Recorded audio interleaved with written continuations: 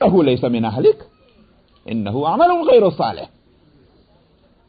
अल्लाह ताला ने फरमाया, नूह ये जो है ये तेरा अहल नहीं है। क्यों? इसलिए कि इसका अमल तो जो है वो गलत, अमल दुरुस्त नहीं है इसका। फला तसअलनी मा लैसा लक बिही इल्म इन्नी आइज़ुका अन तकूना मिनल जाहिलीन। जिस चीज का तुझे इल्म नहीं उसका मुझसे सवाल मत कर, और मैं तुझे नसीहत करता हूं तू जाहिलों में से मत हो। मालूम हुआ कि औलाद की अंधी मोहब्बत ये जिहालत है। इसको मैं कहता हूं, अब आप जब मैं सुनता हूं बाद लोग कहा करते हैं कि मौलवी साहब बड़ी बड़ी सख्त बातें कहते हैं। मैं कह रहा हूं कुरान कह रहा है, हम तो नकल कर रहे हैं। मेरे तर्जुमे में आपको गलती नजर आए तो आपके नजदीक जो सही तर्जुमा हो वो कर लीजिए, ये तो हो सकता है। लेकिन कुरान की बात अगर सख्त है तो फिर उससे अच्छी बात कहां से लेने जाएंगे? ये है बात। देखिए, तो अंधी मोहब्बत जो है वो तो किसी की भी कुरान अल्लाह ताला उसको नहीं पसंद करते, औलाद हो चाहे मां बाप। ला ताअत लि मखलूकिन फी मासियतिल खालिक। अल्लाह की नाफरमानी में मखलूक की इताअत तो हो ही नहीं सकती। इसलिए हमें इन सब चीजों को देखना है। तो बहरहाल यहां हुआ कि वनूहन इज़ नादा मिन क़ब्ल फस्तजबना लहू फनज्जयनाहु व अहलहु मिनल कर्बिल अज़ीम। हमने उसको बचा लिया उसकी दुआ को कबूल करते हुए कर्ब अज़ीम से। कर्ब अज़ीम 950 साल तक उस कौम की ये खुराफात और शरारतें जो हैं वो एक नबी को तकलीफ में मुब्तला करने वाली थी। यही था वो कर्ब अज़ीम। वनसरनाहु मिनल क़ौमिल लज़ीना कज़्ज़बू बिआयातिना, और हमने उसकी मदद की उस कौम के मुकाबले में कि जिन्होंने हमारी आयतों को झुठलाया था। इन्नहुम कानू कौम सौइन, वो एक बुरी कौम थी, हमने उन सब को गरक कर दिया। फागरकनाहुम अजमाइन। ये हुआ नूह अलैहिस्सलाम का मामला। इसके बाद व दाऊद व सुलेमान, दाऊद और सुलेमान का भी जिक्र कीजिए। हमने उसको भी खास हिकमत से नवाजा था, जिस तरह से ऊपर इसका ताल्लुक होगा वलूतन, ऊपर आयत जो है ना नंबर 74 जो गुजरी है, इन सब का ताल्लुक उससे हो जाएगा। वलूतन आतैनाहु हुक्मन व इल्मा, और लूत को हमने हुक्म और इल्म दिया था। तो उसके बाद यह कि नूह को भी हमने यही दिया, और फिर दाऊद और सुलेमान को भी यही हुक्म और इल्म दिया। वो है मतलब। तो दाऊद अलैहिस्सलाम को और सुलेमान को भी हमने दिया। ये दोनों एक दूसरे के लिए क्या हैं? बाप बेटे, और अपने अपने वक्त पे नबी हुए हैं। इज़ यहकुमानी फिल हर्स इज़ नफशत फीही गनमुल कौम, जब इन दोनों ने एक खेती के मसले में फैसला दिया, जब उसको रौंद डाला एक कौम की बकरियों ने। बात क्या हुई थी? किस्सा यह था कि दाऊद अलैहिस्सलातु वस्सलाम नबी भी हैं और साहब हुकूमत भी हैं। तो साहब सल्तनत और साहब शरीयत दोनों बातें। एक मुकदमा आया, एक केस आया उनकी अदालत में, और केस ये था कि एक खेत, उसको एक आदमी के बकरियां जो हैं वो चर गई हैं, खेत साफ हो गया, बहुत नुकसान हुआ है, तो लिहाजा इसका फैसला होना चाहिए। बहुत नुकसान हुआ। दाऊद अलैहिस्सलातु वस्सलाम ने क्या फैसला दिया? फैसला दिया कितनी मालियत का था वो खेत, कितना नुकसान हुआ। मान लीजिए कि 100,000 का। पूछा खेती जो है वो किस कीमत, खेत जो है किस कीमत के हैं? 100,000 के। फरमा दे दो, खेती से दे दिए जाएं। ये फैसला हुआ। मालियत के बदले में मालियत, जितने माल का नुकसान हुआ वो माल उसको दे दो। दाऊद अलैहिस्सलाम ने फैसला दे दिया। वो लोग निकल के बाहर चल रहे थे, सुलेमान अलैहिस्सलाम मिल गए। पूछा कहां गए थे, क्या मामला? तो साहब ये था। फैसला क्या हुआ? फैसला ये हुआ। कहने लगा अगर मेरे सामने मसला आता तो मैं कोई दूसरा फैसला देता। वो बात दाऊद अलैहिस्सलाम तक पहुंच गई कि बेटे ये फरमा रहे हैं। तो दाऊद अलैहिस्सलाम ने बुलाकर पूछा कि तुमने ये कहा, खामोश हो गए। कहो तुम्हारे नजदीक इसका फैसला किस तरह होना चाहिए था? तो उन्होंने क्या कि हुजूर میرے نزدیک یہ صورت ہوتی کہ یہ بکریاں کھیت والے کو دے دی جاتی اور کھیت بکری والے کو دے دیا جاتا اور اس کو کہا جاتا تو کھیت اس میں کر اور کھیت کو تیار کر، اور اس کو کہا جاتا تو بکریوں سے فائدہ اٹھا دودھ وغیرہ سے، جب تک کہ وہ اس کا کھیت اسی پوزیشن میں نہ آ جائے جس پوزیشن میں تھا۔ آئی بات سمجھ میں نہیں؟ تو جب اس پوزیشن میں کھیت آ جائے، بکریاں ادھر کھیت ادھر۔ یہ تھا سلیمان علیہ السلام نے کہا کہ میرا تو فیصلہ یہ ہوتا۔ داؤد علیہ السلام نے کہا یہ فیصلہ بہت بہتر ہے، ہم اپنا فیصلہ واپس لیتے ہیں، تمہارا فیصلہ نافذ۔ یہ تھا وہ قصہ، اللہ تعالیٰ اس کو یہاں ذکر کر رہے ہیں کہ جس وقت انہوں نے کھیت کے بارے میں فیصلہ کیا تھا دونوں نے، جب ایک قوم کی بکریاں اس میں گھس کر کے اور انہوں نے تباہی مچائی تھی، اور فرمایا کہ وَكُنَّا لِحُكْمِهِمْ شَاهِدِينَ، ہم دونوں ہی کے فیصلے، ان کے فیصلے میں موجود تھے وہاں۔ مطلب یہ کہ ہمارے علم میں تھا یہ جو کچھ فیصلہ ہوا ان کا۔ فَفَهَّمْنَاهَا سُلَيْمَانَ، ہم نے ایک حکم اور فیصلہ سلیمان کو سمجھایا۔ یہ ہے وہ نقطہ۔ وَكُلًّا آتَيْنَا حُكْمًا وَعِلْمًا، یوں تو ہر ایک کو ہم ہی تو دیتے ہیں حکم اور علم۔ یہ اس کا یوں کہ یہ کہ وہ ایک خاص پوائنٹ ہے، ایک جزیہ ہے، اور یہ اس کا کلیہ ہے۔ سمجھ میں آیا؟ کیا مطلب؟ بتلانا یہی ہے کہ ہماری طرف سے پہنچتا ہے جو بھی پہنچتا ہے، ایک نبی جو ہے اس کے پاس علم، حکمت، قوت فیصلہ، یہ ساری چیزیں اللہ سبحانہ و تعالیٰ کی طرف سے براہ راست آتی ہیں۔ یہی وجہ ہے کہ نبی جب کہیں اپنے اجتہاد سے فیصلہ کرتا ہے، حالانکہ نبی ہے، تب بھی اس میں احتمال خطا کا ہے۔ وہ سمجھ میں آ گئی بات؟ جب اجتہاد کرتا ہے، لیکن جب کوئی اگر جو اللہ سبحانہ و تعالیٰ کی طرف سے بات آ رہی ہے تو وہاں کوئی صورت اس میں خطا کی نہیں، وہ صحیح ہے۔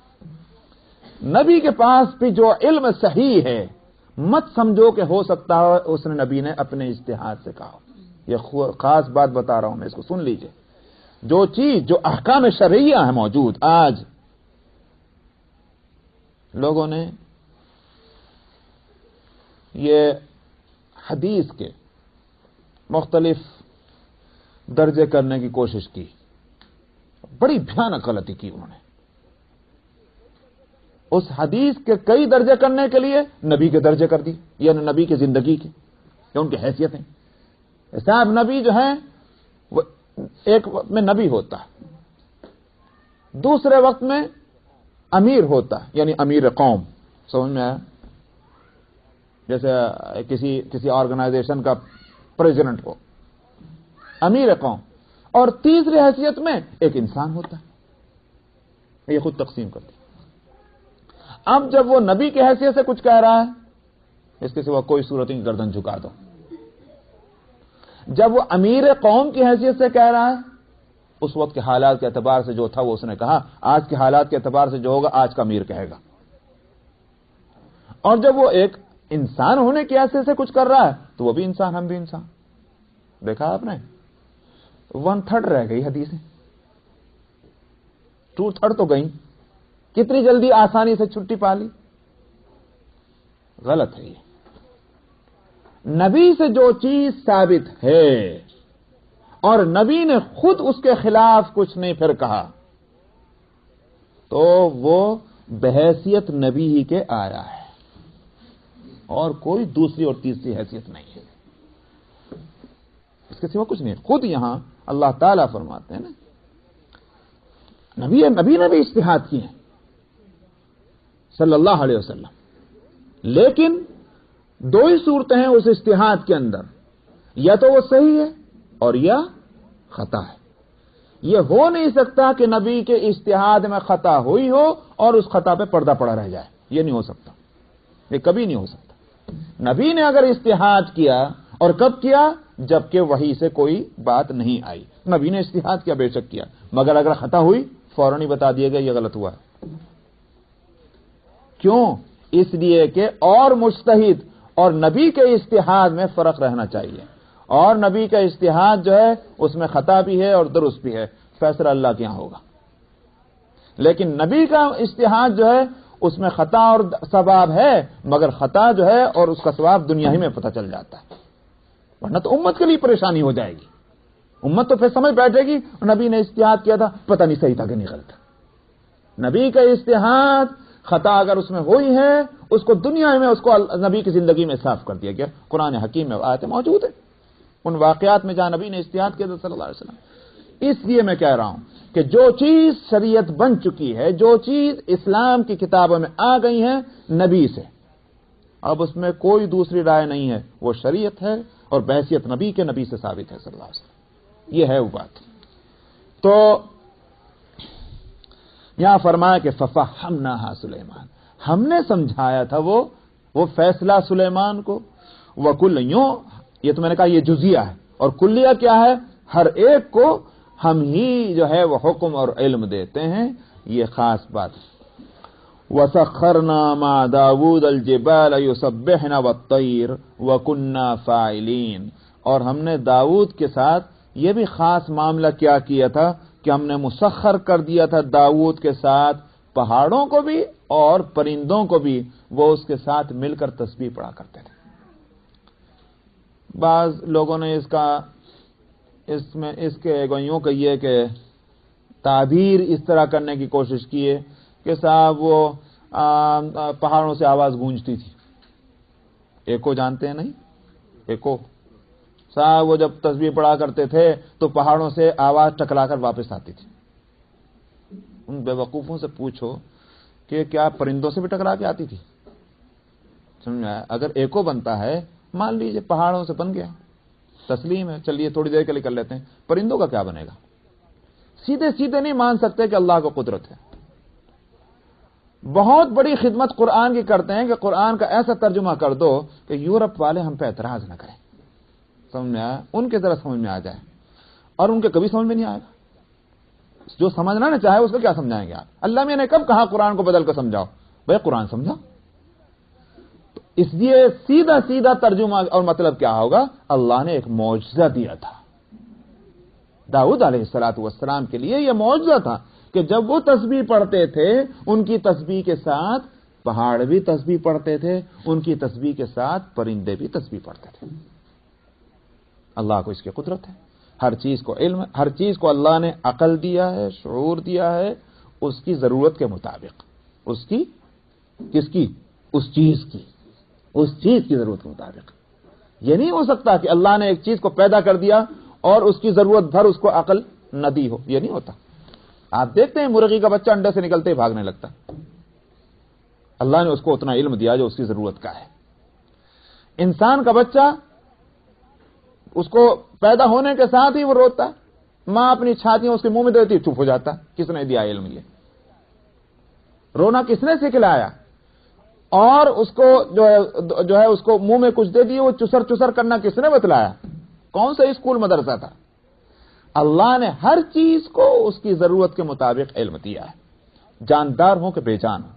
اب حضرت انسان کو جو ہے وہ ایسا عقل و شعور دیا ہے کہ جو اور کو نصیب نہیں، تو ہم نے اسی کو ذی عقل کہہ دیا، اور دوسری چیزیں جو ہیں ان کی عقل اس کے مقابلے میں کم ہے، اس لیے کمپیئر کرتے ہوئے ہم نے یہ کہا کہ بھئی یہ ذی عقل نہیں ہے، لیکن ہے سب کے پاس عقل۔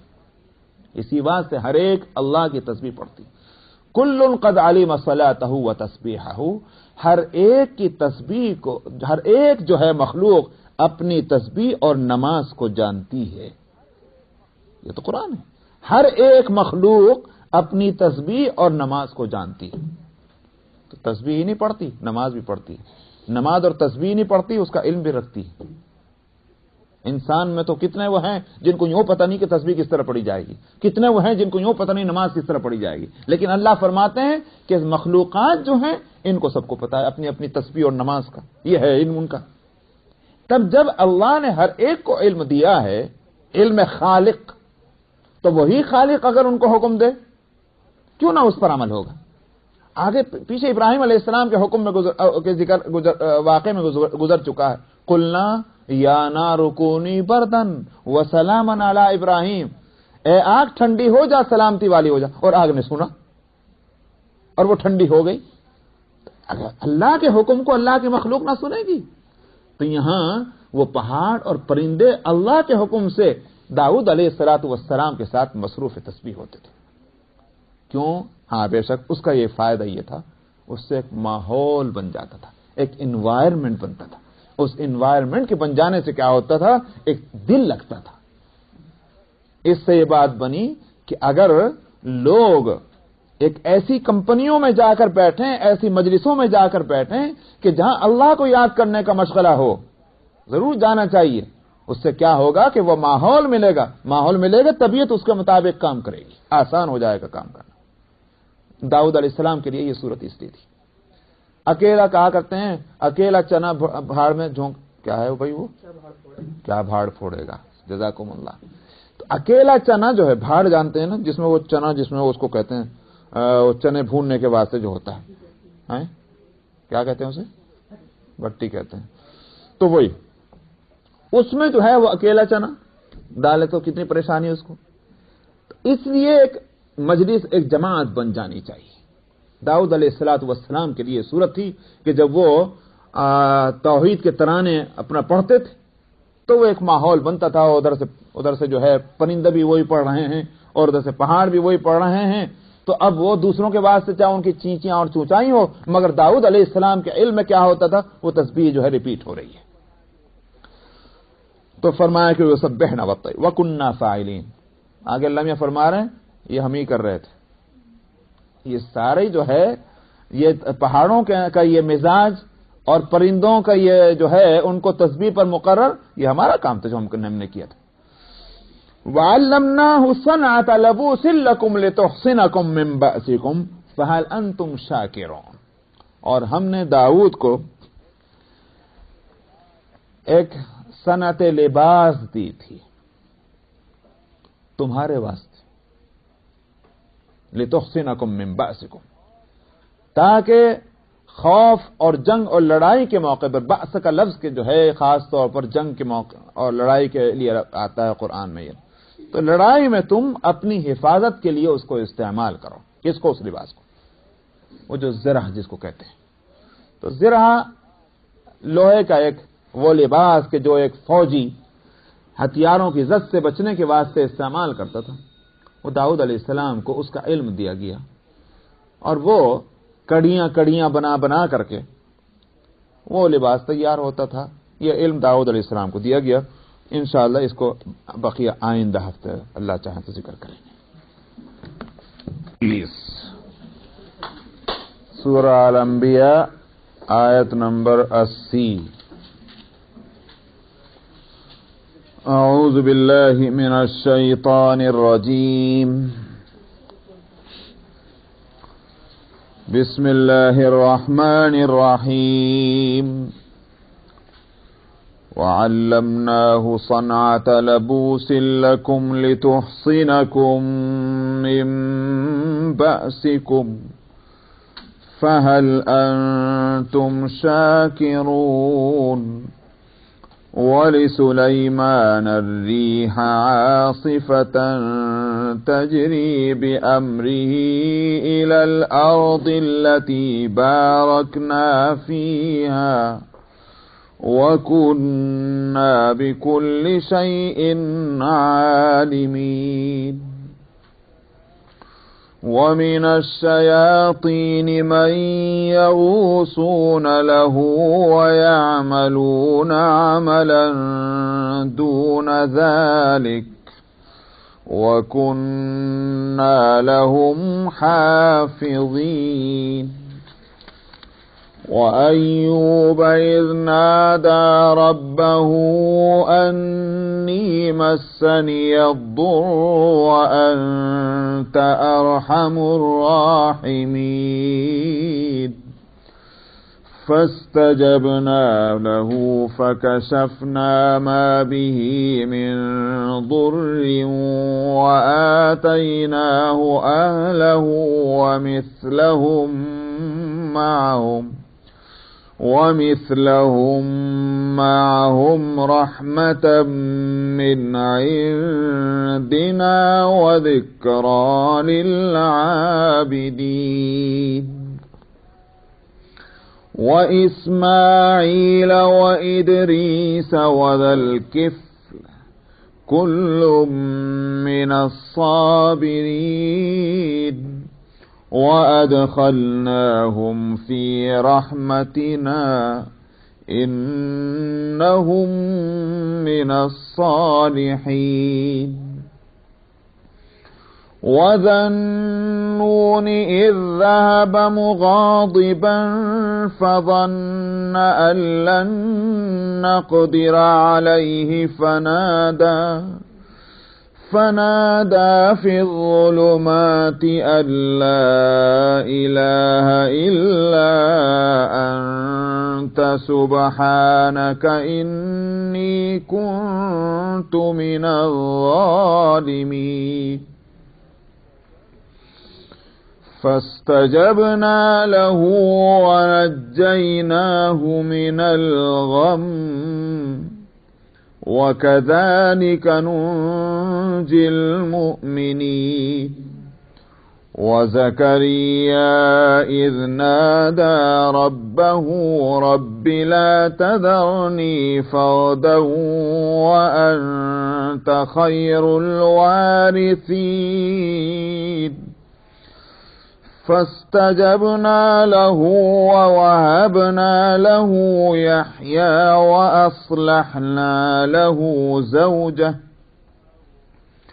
إنهم كانوا يسارعون في الخيرات ويدعوننا رغبا ورهبا وكانوا لنا خاشعين والتي أحصنت فرجها فنفخنا فيها من روحنا وجعلناها وابنها آية للعالمين إن هذه أمتكم أمة واحدة وأنا ربكم فاعبدون وتقطعوا أمرهم بينهم كل إلينا راجعون صدق الله. گزشتہ آیت سے حضرت داؤد علیہ السلام کا الگ سے ذکر شروع ہوا کہ ہم نے ان کے ساتھ داؤد کے ساتھ علیہ الصلاۃ والسلام پہاڑوں کو اور پرندوں کو مسخر کر دیا تھا کہ وہ تسبیح پڑھتے تھے اور یہ ہم ہی کرنے والے تھے اس کام کو. تو میں گزشتہ ہفتے اس تعلق سے میں بتا رہا تھا کہ اس سے ایک فائدہ یہ ہوتا تھا کہ ایک ماحول بن جاتا تھا اس ذکر خداوندی کا، تسبیح کا. جب ایک خاص ماحول بن جاتا ہے تو دل جمعی پیدا ہوتی ہے. دل جمعی کا مطلب یہ ہے کہ وہ طبیعت ڈاماڈول نہیں ہوتی، بس ایک طرف لگ گئی طبیعت سکون کے ساتھ. اب اس میں انسان کو لطف بھی آتا ہے، مزہ بھی آتا ہے، توجہ بھی ہے، ساری چیزیں، یعنی کہ جسم اور روح مکمل طور پر پھر موافقت کرتی ہے اگر ماحول ساتھ ہو جائے. اس سے اچھے ماحول کی اور برے ماحول ان دونوں کی جو ویلیو ہے وہ سامنے آ جاتی ہے. اچھا ماحول قابل قدر چیز ہے، برا ماحول بچنے کی چیز ہے. اس لیے کہ اگر اچھے ماحول کے اثرات یہ پڑتے ہیں کہ طبیعت اچھائیوں کی طرف راغب ہونے لگتی ہے، تو برے ماحول کا قدرتی طور پر یہ اثر پڑے گا کہ ایک آدمی اچھا ہے، آج نہیں تو کل، کل نہیں تو پرسوں اس کی طبیعت برائیوں کی طرف چلنے لگتی ہے. نبی کریم صلی اللہ علیہ وسلم نے اچھے ماحول اور برے ماحول کی مثالیں بھی دی ہیں کہ اچھے ماحول کی مثال ہے جیسے عطر فروش کی دکان، پرفیوم بیچنے والے کی، کہ آپ وہاں جائیں تو اگر نہیں بھی خریدیں گے پرفیوم اور عطر تو آپ کچھ نہ کچھ خوشبوئیں تو سونگھ لیں گے، جس سے طبیعت خوش ہوگی، کچھ تو فائدہ ہوا۔ اور بری صحبت کے لیے آپ نے مثال دی کہ جیسے نافخ الکیر، بھٹی کو جو جھونکنے والا ہے، جہاں بھٹی جل رہی ہے، تو اگر آپ وہاں جا کر بیٹھ جائیں تو اگر آپ بھٹی میں نہ بھی پہنچے تو اس کی دھول اور اس کی تپش اس سے تو نہ بچیں گے، کپڑوں پر آ کر اس کی دھول پڑے گی، گرد پڑے گی، کپڑوں کو گندا کرے گی۔ تو یہی صورت ہے اچھی اور بری سوسائٹی کی۔ صحبت صالح ترا صالح کنت، صحبت طالح ترا طالح کنت۔ اچھوں کی صحبت ہوگی تم کو بھی اچھا کر دے گی، بروں کی صحبت ہوگی تم آخر کار برے بن جاؤ گے۔ تو ہم نے کئی ایک ایسے لوگوں کو دیکھا، عالم نہیں ہے مگر علماء کی صحبت میں بیٹھ بیٹھ کر کے اتنے مسائل ان کو معلوم ہو گئے، ان کا علم جو ہے وہ اتنا پختہ ہو گیا اور ان میں زہد اور تقوی الگ پیدا ہو گیا کہ اچھے اچھے جو ہیں نئے تعلیم یافتہ علماء جو ہیں وہ تو ان کے سامنے ان کی کوئی حقیقت ہی نہیں رہتی۔ ظاہر ہے کہ یہ صحبتوں نے ان کو یہ گویا ان کا رتبہ جو ہے بلند کیا ہے۔ تو اس واسطے ماحول جو ہے اس کی قیمت کو ہم کو محسوس کرنا چاہیے۔ اس ملک میں ہم یہاں آئے ہیں، ہم اپنے لیے جگہ خود سلیکٹ کرتے ہیں۔ جس ملکوں میں ہم رہتے تھے وہ ہمارے باپ داداؤں نے جو جگہ بنا لی تھی وہیں ہم پڑے تھے، اچھی تھی یا بری تھی، اچھے ہی تھے، مسلمانوں کے محلے تھے اور وہاں ہم رہتے تھے۔ تو لیکن یہاں تو ہمارا اپنا انتخاب ہے، اپنا سلیکشن ہے، کون سے شہر میں رہنا چاہتے ہو، کون سے ایریے میں رہنا چاہتے ہو۔ اب ہمارے سلیکشن کی بنیاد کیا ہے؟ جو امریکنوں کی وہی ہماری بھی ہو گئی۔ اگر وہ سلیکشن ان کے یہاں اس بنیاد پر ہے کہ صاحب کالے رہتے ہیں کہ گورے رہتے ہیں، شاپنگ سینٹر کتنی دور ہے، ہائی وے کتنی دور ہے، اسکول کس طرح کے ہیں، یہ ساری چیزیں ٹھیک ہے، کوئی حرج نہیں ان پرائرٹیز میں۔ آخر ہمارا ذہن اگر صرف اتنی ہی لمٹ میں سوچے تو پھر ہم میں اور ان غیروں میں کیا فرق ہے؟ ہماری پرائرٹیز میں اور ترجیحات میں سب سے بڑی ترجیح جو ہے وہ تو یہ ہونا چاہیے کہ بھائی ہمارا دین وہاں قائم بھی رہے گا نہیں رہے گا جہاں ہم جا رہے ہیں۔ اگر دین ہی نہ رہا اور سب کچھ رہا تو پھر کیا رہ گیا؟ دین کو پہلے پیش نظر رکھنا چاہیے۔ فرمایا گیا کہ اطلب الرفیق قبل الطریق، جب سفر کرو تو ساتھی دیکھ لو، رفیق سفر، اور اطلب الجار قبل الدار، جب گھر خریدو تو پڑوسی کو دیکھو، پڑوسی کیسا ہے۔ ہم پڑوس کو تو دیکھتے ہیں مگر دین کے اعتبار سے نہیں دیکھتے، دنیا کے اعتبار سے دیکھتے ہیں کیسا ہے نیبرہوڈ۔ تو وہ نیبرہوڈ کو دیکھنا چاہیے دین کے نقطۂ نظر سے۔ اس لیے چونکہ ہمارا یہ مزاج نہیں بنا ہے، اسی واسطے جو لوگ اٹھتے ہیں کوشش کرنے کے لیے کہ بھئی ہمارے سینٹروں کے قریب آبادیاں ہوں، فیل ہو جاتے ہیں، کوئی ساتھ دینے والا نہیں۔ اگر اکا دکا بیچارہ کوئی اٹھتا بھی ہے تو غریب غربا میں سے اٹھ جاتا ہے، ہاں بھائی چلو میں وہاں نہیں تو یہاں، جیسا وہاں ایسے یہاں، لاؤ مجھے کوئی جگہ دلا دو۔ لیکن میں عرض کرتا ہوں کہ سوسائٹی میں مالداروں کا اثر فطری طور پر پڑتا ہے، اس سے بچایا نہیں جا سکتا۔ خیر کے کاموں میں مالداروں کو آگے آنا چاہیے، قوم کے جو لیڈر ہیں، کمیونٹی کے جو بڑے ہیں، ان کو آگے آنا چاہیے، ان پر بہت بڑی ذمہ داری ہے۔ اچھائی کے دروازے انہی کو کھولنے ہیں تو آسانی سے کھل جائیں گے، برائی کے دروازے بھی وہ انہی سے کھلتے ہیں۔ وَإِذَا أَرَدْنَا أَن نُهْلِكَ قَرْيَةً أَمَرْنَا مُتْرَفِيهَا فَفَسَقُوا فِيهَا فَحَقَّ عَلَيْهَا الْقَوْلُ فَدَمَّرْنَاهَا تَدْمِيرًا۔ جب ہم کسی بستی کو ہلاک کرنے کا ارادہ کرتے ہیں، یعنی مطلب یہ ہے کہ تقدیر، تو کیا ہوتا ہے؟ فرمایا کہ ہم اس کے جو مٹھ ہیں چودھری، ہم ان کو برائیوں میں مبتلا کر دیتے ہیں۔ مطلب وہ ظاہر ہے کہ سب کام تو اللہ کی طرف سے، وہ اللہ تعالیٰ اپنی طرف نسبت کر رہے ہیں، یہ مطلب نہیں کہ اللہ میاں کہتے ہیں برائی کرو، بلکہ وہ یہ کہ حاصل یہ ہے کہ یہ برائیوں میں مبتلا ہوتے ہیں بڑے لوگ، چودھری لوگ. فحق علی القول، آگے بیچ کی کڑیاں ختم کر دیں اللہ تعالیٰ نے. یعنی یہ کہ اس کا قدرتی اثر جو یہ پڑتا ہے کہ پھر پبلک جو ہیں، عام سیکنڈ لیول اور تھرڈ لیول کے لوگ جو ہیں، وہ خود بخود ان چودھریوں کے کہنے پر چلتے ہیں، ان کے طریقوں کو اپناتے ہیں. اس کا مطلب کیا ہوتا ہے؟ پوری سوسائٹی اس رنگ میں رنگی جاتی ہے. یہ ہے فحق علی القول.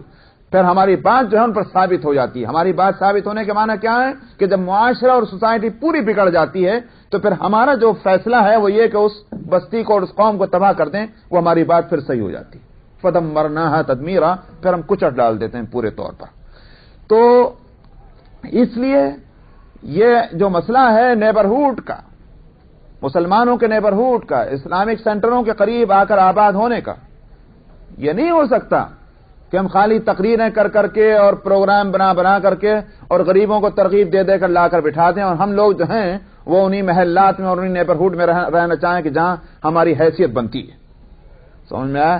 حیثیت تو اللہ بناتے ہیں اور حیثیت کہیں بھی نہیں بگڑتی. ہمارے تھنکنگ کی بات ہے، سوچ کی بات ہے کہ ہم وہاں رہیں گے تو ہماری حیثیت یہ ہوگی اور یہاں رہیں گے تو ہماری حیثیت کوئی. سمجھ میں؟ یہ تو بالکل بہت ہی واہیات بات ہے. انسان کی حیثیت جو ہے اس کا اپنا اخلاق، اس کا اپنا کردار، اس کا اپنا علم، اس کا اپنا ہنر، یہ ساری چیزیں اس کی حیثیت بناتی ہیں. وہ کیسے چینج ہو جائے گی؟ اس کا مطلب یہ ہے کہ اگر نیبرہوڈ کی بنیاد پر اپنی حیثیت بنا رہے ہو، جھوٹی حیثیت ہے یہ. دوسروں کے سہارے تم جو اپنی پوزیشن بنانا چاہتے ہو، اپنی خوبیوں کی بنیاد پر اپنی پوزیشن بناؤ. تمہارے اندر کچھ ہوگا، اس پوزیشن کو پائیداری ہوگی، تو ہمیں آنچ نہیں آئے گی. دوسروں کے سہارے اگر اپنی پوزیشن بنواتے پھرو گے تو وہ کئی دن کی. سمجھ میں آیا نہیں؟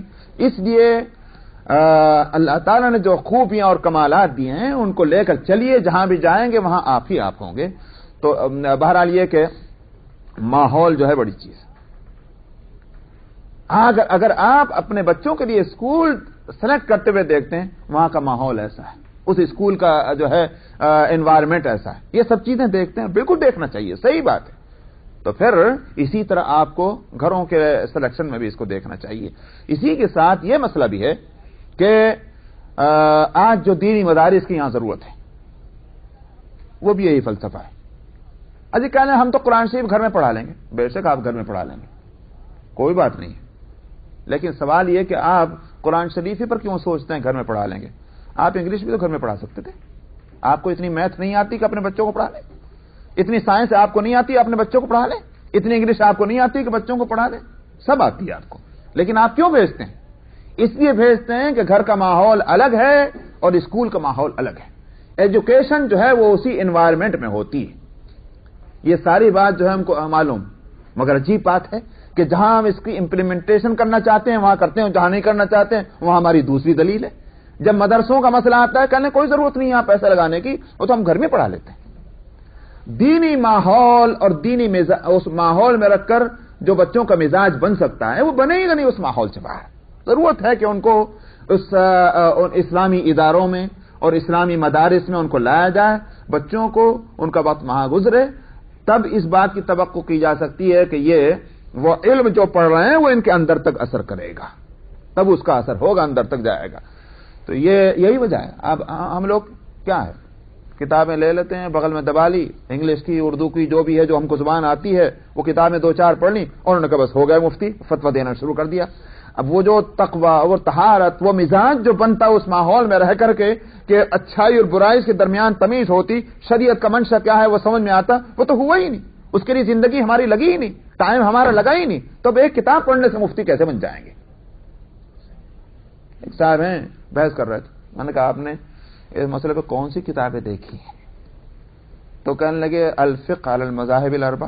میں نے کتاب تو بہت اچھی ہے مگر وہ کیا نام ہے فقیہ بننے کے لیے وہ کافی نہیں. کتاب تو ہے یہاں، میں نے کہا وہ کافی نہیں، وہ تو صرف اس میں عبد الرحمن الجزیری نے اتنا کام کر دیا کہ بھئی وہ اس میں مسائل کے اندر کہ امام ابو حنیفہ یہ کہتے ہیں اور امام مالک یہ کہتے ہیں، ختم ہو گیا. اس سے نہیں کام چلتا. اس سے فقہ کا جو مزاج ہے اور جو اس کا رنگ ہے وہ نہیں چڑھ سکتا آپ کے اوپر. جب سمجھ نہیں سکتے آپ مسائل کو تو حاصل یہ ہے کہ ماحول بہت اہم چیز ہے، اس کی قیمت کو سمجھنا چاہیے.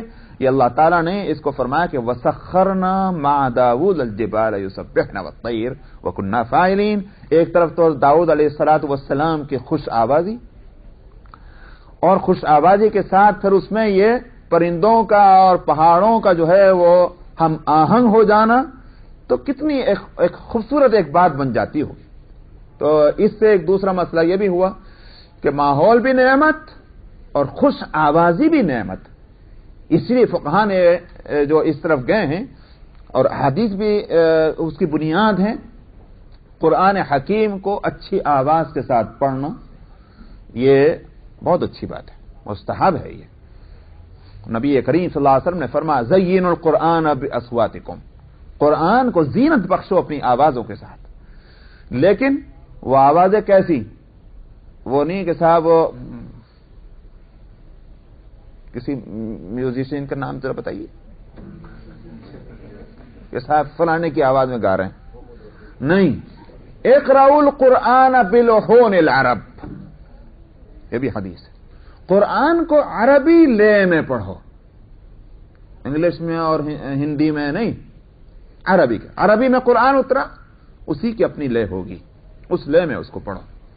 لیکن یہ نہیں کہ جناب باقاعدہ وہ کیا نام ایجپٹ اور جارڈن کے گویوں کے پاس پہنچ جا کہ مجھے گانا سکھلا دو میں قرآن پڑھوں گا. عربی کا گانا ہے، وہ مراد نہیں ہے.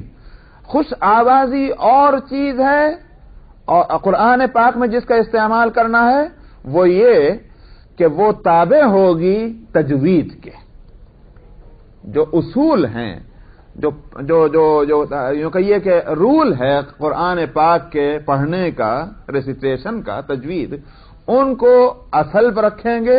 خوش آوازی اس کو فالو کرے گی. یہ نہیں ہو سکتا دیکھیں آواز کہاں زیادہ ناچنی چاہیے، سمجھا، وہ قاعدہ ٹوٹ جائے مگر آواز میں خرابی نہ ہو تو وہ گانا ہو گیا، وہ ناجائز ہے. جب وہ تابع ہو تجوید کے تب درست ہے، بشرطے کہ وہ عربی لہجے میں ہو. تو ان شرطوں کے ساتھ خوش آوازی کو مستحسن اور مستحب قرار دیا گیا ہے بھی یہ بات اس واسطے کہ دیکھیے اسلام دین فطرت ہے نا، سنائی لفظ دین فطرت، یعنی نیچر سے میچ کرنے والا دین، یہ ہے دین فطرت کا مطلب. یہ نہیں ہے کہ ہمارا نیچر تو کچھ اور انسان کا، دین کے لے جا رہا کسی اور طرف کو، یہ نہیں ہے. مثلا غصہ، خوشی، غم، یہ انسان کے نیچر میں ہے کہ نہیں؟ سمجھ میں آیا؟ رکھا کہ نہیں رکھا؟ تو دین آ کر یہ نہیں کہتا خبردار خبردار خوش مت ہونا، خبردار خبردار غم مت کرنا، دیکھنا کبھی غصہ مت کرنا، یہ نہیں آتا. دین یہ کہنے کے لیے نہیں آتا. دین کیا کرتا ہے؟ دین یہ کہتا ہے کہ تمہیں غصہ ہے تمہارے اندر، ہم بتائیں کہاں غصہ ہونا چاہیے اور کہاں نہیں ہونا چاہیے، ہم بتاتے ہیں. غم ہے تمہارے اندر، غم کی صلاحیت ہے، ہم بتاتے ہیں کہ غم کہاں ہونا چاہیے اور کس طرح ہونا چاہیے. خوشی ہے، خوشی کے جذبات اللہ نے رکھے ہر انسان میں، بے شک خوش ہو، لیکن ہم بتاتے ہیں خوش کس طرح سے ہو. یہ ہے دین کا کام. مثلا غم ہے، ظاہر ہے کہ جب کسی کا انتقال ہو جائے گا غم تو ہوگا. دین آ کر کہ خبردار غم مت کرنا، کہا جائے گا یہ دین جو ہے خلاف فطرت ہے. ہم ایسے دین کو لے کے کیا کریں کہ اللہ نے تو ہمارے اندر غم کے جذبے رکھے ہیں اور دین آ کر کہتا ہے غم نہ کرو.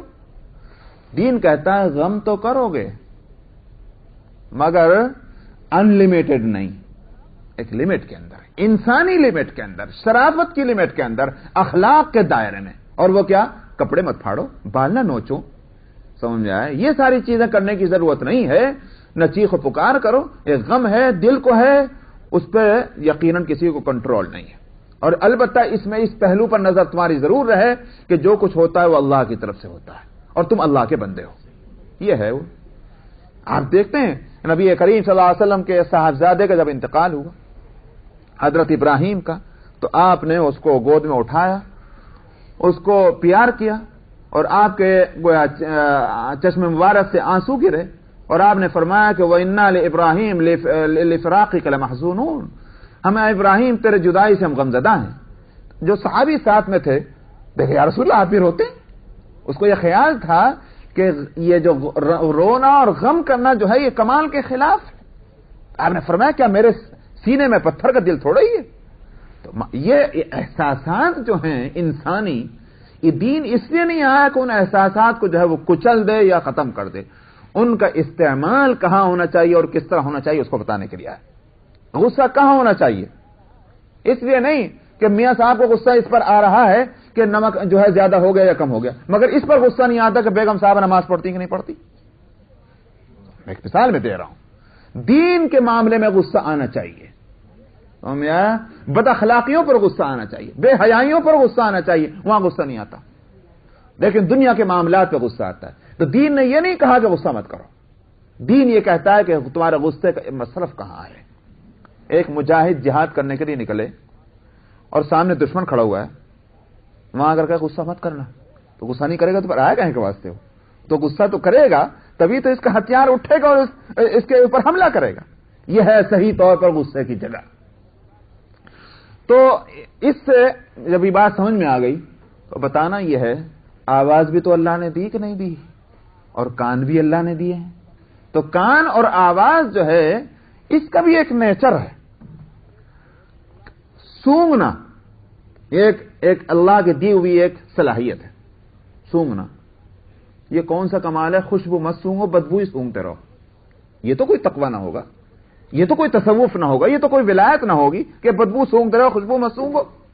نہیں، خوشبو سونگنا اچھی چیز۔ نبی کریم صلی اللہ علیہ وسلم نے فرمایا کہ میرے تمہاری دنیا میں سے 3 چیزیں میرے لیے پسندیدہ ہیں، ان میں سے ایک خوشبو کو آپ نے فرمایا، اور فرمایا کہ وہ 3 چیزیں ہیں جن کو واپس نہیں کیا جائے گا، یعنی اگر کوئی ہدیہ بھی دے اور چیز کو کہ بھائی نہیں شکریہ بہت بہت، لیکن 3 چیزوں کو واپس نہیں کیا جائے گا۔ وہ کون 3 چیزیں کیا ہیں؟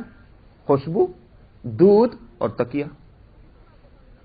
تو خوشبو کو اتنا پسندیدہ قرار دیا ہے، بے وقوف ہوگا وہ شخص کہ جو اپنے یوں سمجھے کہ ترقی اسی میں ہے کہ خوشبو نہ سونگو بدبو سونگتے رہو، اسی میں کوئی ترقی ہے نفس کی۔ ایسا نہیں، اسلام دین فطرت ہے۔ جب اللہ نے سونگنے کی صلاحیت رکھی ہے اس کو صحیح جگہ استعمال کرو۔ اسی طرح سننے کی صلاحیت ہے تو ظاہر ہے کہ یہ نہیں کہا جا سکتا جتنی بری آوازیں وہ سنو، اچھی آوازیں نہ سنو۔ ظاہر ہے کہ سننا اگر ہے تو اچھی آوازیں سنو۔ پھر کون سی اچھی آوازیں؟ گانا نہیں، بلکہ قرآن سے بڑھ کر اور کون سی چیز ہوگی جس میں اچھی آواز کو استعمال کرو گے اور اس کو سنو گے؟ خود اپنی آواز کو صحیح طور پر استعمال کرو اور اچھی آوازوں کے ساتھ قرآن کو سنو۔ اسی لیے نبی کریم صلی اللہ علیہ وسلم نے فرمایا لیس منا من لم یتغن بالقرآن، ہم میں سے وہ نہیں ہے جو قرآن کے ساتھ تغنی نہ کرے۔ تغنی کا مطلب ہے خوش آوازی، یعنی اس کے خوش آوازی کا استعمال قرآن میں ہونا چاہیے اور گانے بجانے میں نہیں، اور گانوں میں خوب اچھی آواز چلے اور قرآن میں نہ چلے، یہ جو ہے یہ نہیں۔ تو اسی لیے ایک صحابی ہیں قرآن شریف تلاوت کر رہے ہیں، آپ رک گئے، وہ اپنے گھر میں پڑھ رہے ہیں، آپ گلی میں باہر کھڑے اور سن رہے ہیں۔ آپ نے فرمایا کہ لقد اوتیت من مزامیر آل داؤد، تجھے داؤد علیہ السلام کے خوش آوازی کا کچھ حصہ ملا ہے۔ تو مثال دی، معلوم ہوا کہ اچھی چیز ہے، اچھے آواز کے ساتھ پڑھنا۔ آپ نے اس کی تعریف فرمائی، خود کھڑے ہو کر سنا دیر تک۔ ظاہر ہے کہ یہ اچھی چیز نہ ہوتی تو کہاں کو آپ وقت لگاتے۔ تو بہرحال یہ سے 2 مسئلے نکلے۔ وَعَلَّمْنَاهُ صَنْعَةَ لَبُوسٍ لَكُمْ لِتُحْصِنَكُم مِّن بَأْسِكُمْ فَهَلْ أَنتُمْ شَاكِرُونَ، اور ہم نے ان کو تمہارے واسطے ایک لباس کی صنعت کی بھی تعلیم دی تھی تاکہ وہ تمہیں خطرات سے بچا سکے۔ کون بچا سکے؟ وہ لباس۔ تو کیا تم شکر گزار نہ ہوں گے؟ میں کہہ رہا تھا کہ یہ اس میں زرہ، لوہے کی زرہ۔ دوسری جگہ سورۃ الاحزاب میں ہے، کیا سورۃ الاحزاب میں ہے نہیں، کیا ہے وہ فقط جہاں یہ ہے کہ کڑیوں کو جو ہے وَعَلَمْنَا لَهُ الْحَدِيدَ أَنِ اعْمَلْ سَابِغَاتٍ وَقَدِّرْ فِي السَّرْدِ وَاعْمَلُوا صَالِحًا، ہم نے لوہے کو اس کے لیے نرم کر دیا تھا۔ اس کے لیے داؤد علیہ السلام کو ذکر ہے، داؤد علیہ السلام کے لیے لوہے کو نرم کر دیا تھا، اور اس کو ہم نے ہدایت کی تھی ان کو کہ ان عمل سابغات وقدر فی السرد، یہ لباس جو بناؤ گے زرہ کا جالی کا، تو اس میں کڑیاں جو ہیں وہ خاص اندازے سے بننی چاہیے، کوئی بڑی اور کوئی چھوٹی نہ رہ جائے۔ اللہ نے ان کو تعلیم دی۔ جہاں تک لوہے کا نرم ہونے کا مسئلہ ہے، کس طرح نرم ہوئی؟ ظاہر اللہ تعالیٰ اپنی طرف نسبت کر رہے ہیں۔ یا تو یوں کہیے کہ خصوصیت کے ساتھ داؤد علیہ الصلوۃ والسلام کے لیے کوئی اللہ نے غیبی طور پر ایسی صورت کر دی تھی کہ ان کے پاس لوہا پہنچا نرم ہو گیا۔ بعض لوگوں نے یہ بھی سمجھا، ہاتھ لگایا لوہا نرم ہو گیا۔ اور یہ بھی ہو سکتا ہے کہ ایک نیچرل جو ایک پروسیس ہوتا ہے